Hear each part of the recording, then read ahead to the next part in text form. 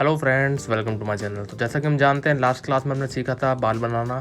तो आज हम सीखेंगे फोरहेड की शेडिंग और आंखों की शेडिंग कैसे अटेम्प्ट करनी है दोस्तों। तो चलिए दोस्तों शुरू करते हैं। शुरू करने के लिए सबसे पहले हम इरेज़र लेकर के, दोस्तों नॉर्मल इरेज़र आप यूज़ कीजिए। इरेज़र से जो भी फेस पे हमारी ग्राफ की लाइन्स हैं उनको हम मिटाना शुरू करेंगे, क्योंकि सिंपल सी बात है दोस्तों, अगर आप ग्राफ की लाइन के ऊपर काम करेंगे तो वो आपकी नज़र आती रहेंगी लाइट शेडिंग में। तो इसलिए आप पहले अपने सारे फेस की जो भी ग्राफ की लाइन्स हैं वो आप मिटा लीजिए। इस हद तक मिटा लीजिए कि कम से कम जब हम उसके ऊपर शेडिंग करें तो वो दिखाई ना दे। तो ये देखिए, इस तरीके से आप अटैम्प्ट कर लीजिए। अब हमने सारे फेस की जो है लाइंस हटा ली है। अब हम क्या करेंगे दोस्तों, हम नीडेबल इरेज़र लेकर के, ये देखिए नीडेबल इरेज़र है।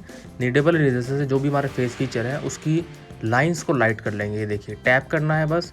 ये देखिए, टैप करने से ही हमारी जो ड्राइंग है वो लाइट हो चुकी है, कंफर्टेबल, यानी कि अब वो स्मज नहीं होगी। अब हम जितना शेड बढ़ाना चाहें उतना शेड बढ़ा सकते हैं। अब ये देखिए, इस तरीके से टैप कर लेने के बाद HB पेंसिल से दोस्तों मैं जो है शेडिंग शुरू कर रहा हूँ। आप लोगों को भी हमेशा लाइट पेंसिल से शेडिंग शुरू करनी है।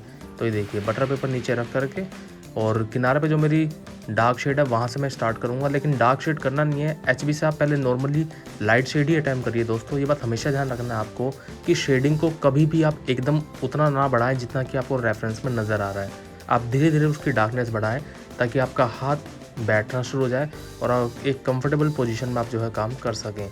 तो ये सिंपल सी बात है दोस्तों, ग्रोथ तभी होती है जब आप धीरे धीरे आगे बढ़ते हैं। एकदम से बढ़ेंगे और मान लीजिए आपको उसमें कुछ चेंजेस करने पड़ते हैं तो बाद में वो चेंजेस नहीं कर पाएंगे।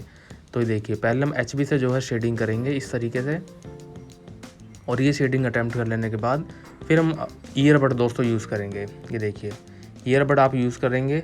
अब ये जो भी हमने शेडिंग की है, एरिया छोटा है तो आप उसको समझ करना स्टार्ट कर लीजिए ईयरबड से। अगर ज़्यादा बड़ा एरिया होता तो हम यूज़ करते दोस्तों कॉटन। जैसे कि मैंने आपको बालों वाले एरिया में बताया भी था कि जब एरिया बड़ा हो जाता है तो आप कॉटन यूज़ कर सकते हैं। तो ये देखिए, इस एरिया को हम जो है ईयरबड से सॉफ्टली हल्के हाथों से ही दोस्तों समझ करते हुए चलना है। तो इसलिए मैं जो है यहाँ पर इस तरीके से वीडियो बना रहा हूँ दोस्तों, ताकि उसी पार्ट पे आप जो है फोकस कर सकें। ये देखिए, धीरे धीरे जो लाइन उसके माथे पे है उसको हम ब्लर करना शुरू करेंगे। ये देखिए, किनारे किनारे बालों के हमेशा थोड़ा सा ज़्यादा डार्क शेड रहता है। बालों के नीचे जैसे जो शेडो बनती है उसमें थोड़ी सी डार्क शेड हमेशा रहेगी नॉर्मल स्किन के कंपैरिजन में।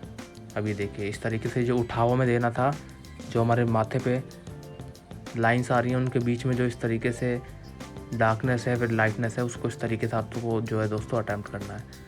अब HB, ये देखिए HB के बाद 6B पेंसिल हम यूज़ कर रहे हैं।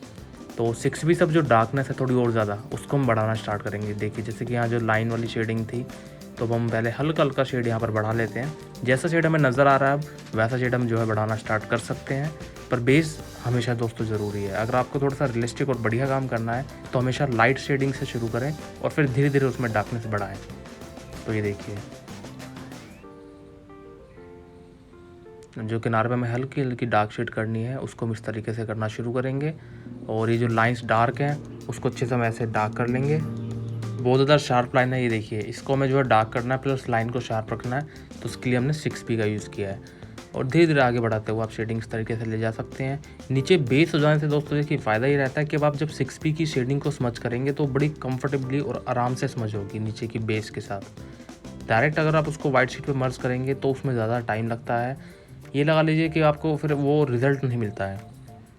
अब ये देखिए, इस तरीके से हम जो है शेडिंग को ब्लर करना शुरू करेंगे, हल्के हाथों से चलाएंगे जहाँ पर हमें थोड़ी सी लाइट शेड चाहिए।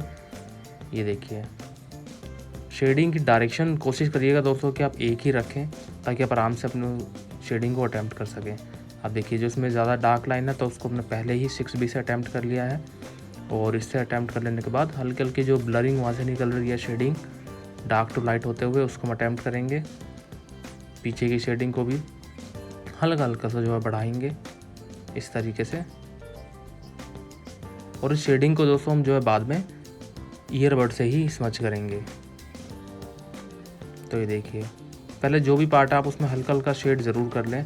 हल्का शेड करने से दोस्तों देखिए क्या आता है कि थोड़ा सा कॉन्फिडेंस भी बढ़ जाता है। अब देखिए, पेपर स्टम्प का हम यहाँ यूज़ कर रहे हैं दोस्तों, काफ़ी गंदा हो चुका है मेरे हाल तो, पर कोई बात नहीं। आप जो है पेपर स्टम्प का यूज़ करके अब जो पतली लाइन होती है इस तरीके से, उनको इस तरीके से आप देखिए समझ कीजिए, लाइन को हल्का हल्का जो है क्योंकि देखो इतने मोटे जो है ना ईयरबड वो चलनी थोड़ी मुश्किल हो जाती है पतली लाइन पे ज़्यादा, तो इसलिए आप जो है पेपर स्टम्प का यूज़ कीजिए। उसके बाद इस तरीके से हम ईयरबड का यूज़ कर सकते हैं। ये देखिए, अब जो हमें शेडिंग ऊपर की तरफ ब्लर करनी है उसके लिए हम जो है ईयरबड यूज़ कर सकते हैं। ईयरबड हमारी हेल्प करेगी ज़्यादा एरिया को अच्छे से कवर करने में।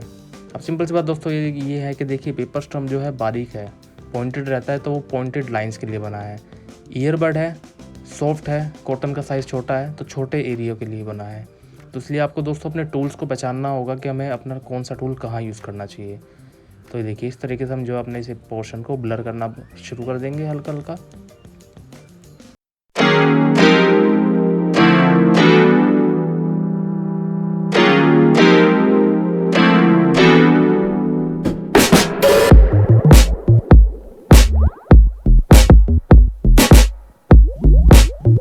स्टेप बाय स्टेप आप लोगों को बताऊं कि किस तरीके से आप किसी पोर्ट्रेट को शुरू करें ताकि आपको ज़्यादा प्रॉब्लम ना आए किसी चीज़ को स्टार्ट करने में।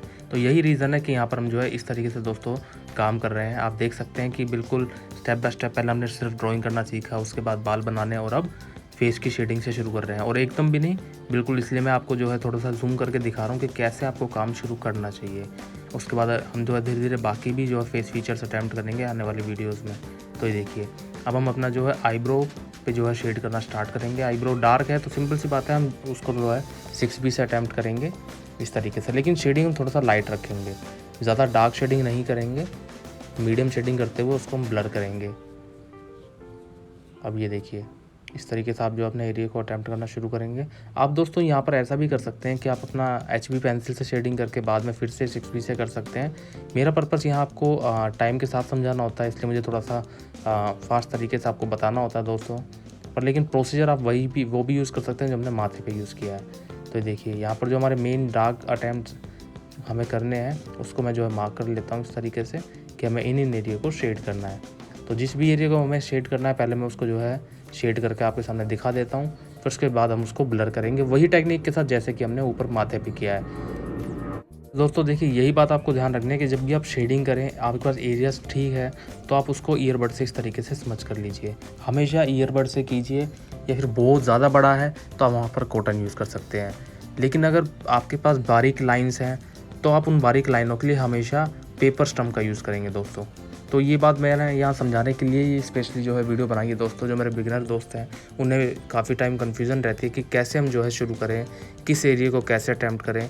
तो यहाँ दोस्तों ये पर्पस उन्हीं के लिए है कि जो भी आप शेडिंग कर रहे हैं उस शेडिंग को पहले तो आप ईयरबड से या कॉटन की चीज़ों से ही समझ करें, और उसके बाद आप जो है उसमें पेपर स्टम्प वगैरह यूज़ करें और बाकी टूल यूज़ करें। तो ये देखिए यहाँ मैंने सबसे पहले जो है अपनी शेडिंग को ईयरबड से जो है अटैम्प्ट किया है दोस्तों। लाइट्स छोड़ते हुए चलें जहाँ पर आपकी वाइटनेस है, और उसको छोड़ने के बाद जो उसमें बारीकियाँ होंगी बहुत ज़्यादा उसको हम पेपर स्टम्प से अटैम्प्ट करेंगे।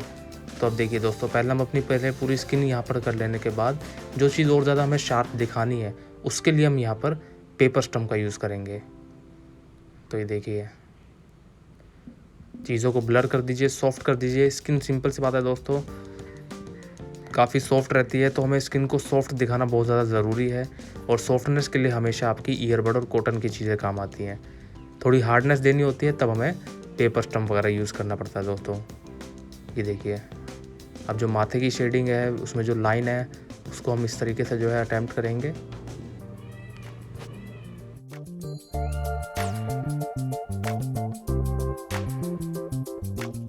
अब देखिए इस तरीके से हम जो है जो अपनी लाइंस और शेडिंग इस तरीके से अटैम्प्ट करेंगे दोस्तों। जो बारीक लाइंस है हम उसको पहले पेपर स्टम्प से भी जो है स्मच करके फिक्स कर सकते हैं ताकि वो वहीं पर जो है टिकी रहे, स्मज ना हो हम जब बाकी शेडिंग को उसके ऊपर करें। तो ये देखिए इस तरीके से आप जो है लाइन को फिक्स कर दीजिए। अब उसके बाद शेडिंग अटैम्प्ट करेंगे। ये देखिए यहाँ जो लाइन है इसको भी हम जो है डार्क कर लेते हैं। इस लाइन को भी डार्क अटैम्प्ट कर लेने के बाद शेडिंग कर लेने के बाद आसपास के एरिया में पहले आप जो है अपना पेपर स्टम्प से लाइन फिक्स करना चाहें तो आप ईयरबड पेपर स्टम्प से पहले उस लाइन के ऊपर चला लीजिए और बाद में अपनी शेडिंग को ब्लर कर दीजिए। तो ये देखिए पहले हम शेडिंग को जो है यहाँ पर ब्लर करना शुरू कर देते हैं दोस्तों। प्रोसीजर सेम है, बस आपको ये ध्यान रखना है कि हमें अटैम्प्ट करते वक्त ज़्यादा जल्दबाजी नहीं करनी है। तो ये देखिए अब यहाँ मैंने पेपर स्ट्रिम का साइज़ थोड़ा सा बड़ा यूज़ किया है, क्योंकि यहाँ एरिया थोड़ा सा ज़्यादा मुझे स्मच करना है और उस लाइन को भी ब्लर तरीके से दिखाना है, तो इसलिए हमने यहाँ पर ये वाला पेपर स्टम्प यूज़ किया। आप देखिए पेपर स्टम्प से जब मैंने वहाँ पर शेडिंग की है तो उसके अंदर जो एक पाउडर आ जाता है, उसी पाउडर को यहाँ पर मैंने यूज़ किया है उसकी लाइन को शार्प करने के लिए। तो ये भी दोस्तों देखिए आपको ध्यान रखना है, काम करते करते आपका एक्सपीरियंस खुद ब खुद बढ़ना शुरू हो जाता है कि आप अपने टूल्स को किस तरीके से यूज़ करते हैं। अब ये देखिए इस तरीके से हमने इसको अटैम्प्ट किया और बाकी सारी शेडिंग को सेम वही प्रोसीजर अभी हमने जो लेफ़्ट साइड यूज़ किया था शेडिंग के लिए, वही हम जो है यहाँ पर राइट साइड में करेंगे। जैसा कि हमने लेफ़्ट में भी आईब्रो अटैम्प्ट की थी, वैसे ही हम राइट में अटैम्प्ट करेंगे। ये देखिए बाकी स्किन शेड को भी हम जो है ब्लर करते हुए चलेंगे ईयरबड से ही। मेन मकसद हमारा पहला शेडिंग दोस्तों ईयरबड का सेम इसीलिए होता है ताकि आपके सामने एक सॉफ्ट शेड आ जाए। ये देखिए आईब्रो में भी हम जो है जो हमारी डार्क शेड होगी उसको हम अटैम्प्ट कर लेंगे। प्रोसीजर सारा वही है जो हमने लेफ़्ट में यूज़ किया है। स्टेप बाय स्टेप आप तरीके से दोस्तों यूज़ कीजिए आराम आराम से। ये देखिए लाइन को भी हम वैसे ही शेड करते हुए चलेंगे, ब्लरिंग वैसे ही चलेंगे।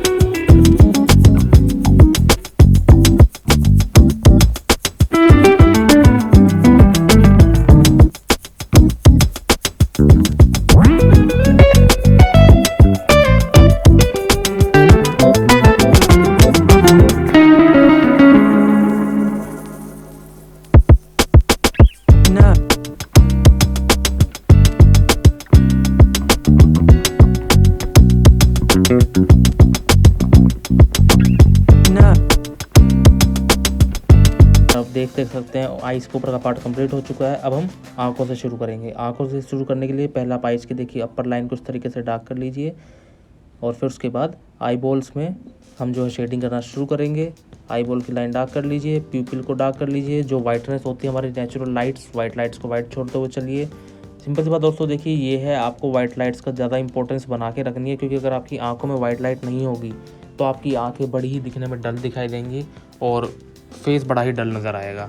तो ये देखिए आंखों के पास भी हम जो है वही टेक्निक सारी यूज़ कर रहे हैं जो भी हमने माथे पे और अभी तक हम करते आ रहे हैं शेडिंग करते हुए। तो दोस्तों यही बात है मैंने आपको समझाने के लिए जो है देखिए ये इस तरीके से वीडियो बनाई है कि आप जब भी काम करें तो बारीक एरियो पे पेपर स्टम्प का यूज़ करें और बाकी स्किन पोर्शन के लिए हमेशा ईयरबड का यूज़ करें। तो ये देखिए सेम टेक्निक्स को यूज़ करते हुए हम जो अपनी आंखों को अटैम्प्ट करेंगे और ब्लर करते हुए चलेंगे चीज़ों को। जहाँ हमें शेडिंग थोड़ी सी ब्लर चाहिए वहाँ पर हम इस तरीके से पेपर स्टम्प को यूज़ करके उस एरिया को डल कर देंगे। बहुत ज़्यादा हद से ज़्यादा शार्पनेस चाहिए तो आप डायरेक्ट पेंसिल शेडिंग यूज़ कर सकते हैं। तो ये देखिए इस तरीके से हम जो है अपनी आंखों के एरिया को अटैम्प्ट करते हुए चलेंगे दोस्तों। बाहर की जो सॉफ्टनेस है उसके लिए ईयरबड तो देखिए सिंपल सी बात दोस्तों हमेशा यूज़ आती ही रहेगी। सॉफ्टनेस के लिए हमेशा आपको कॉटन की चीज़ें ही दोस्तों यूज़ करनी पड़ेंगी, ये बात आप ध्यान रखिएगा।